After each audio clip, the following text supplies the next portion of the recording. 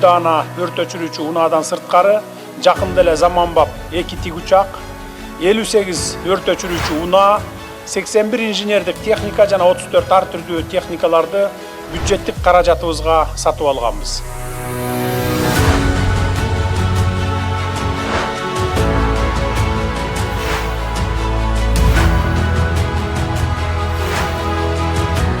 Мына бүгүнкү техникалар куткаруучулардын издөө, куткаруу, өзгөчө кырдаалдардын алдын алуу жана кесепеттерди жоюуга багытталган ишин жеңилдетип, ыкчамдыкты камсыздап, бир топ жарандардын ажатын ачарына жана элдин ыраазычылыгын алаарына терең ишенем.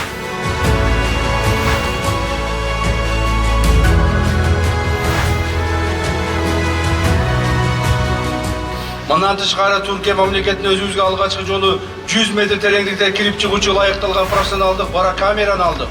Бул камера суучулдарыбыздын өмүрүнө, ден соолугуна эң керектүү жабдык экенин жакшы билесиздер.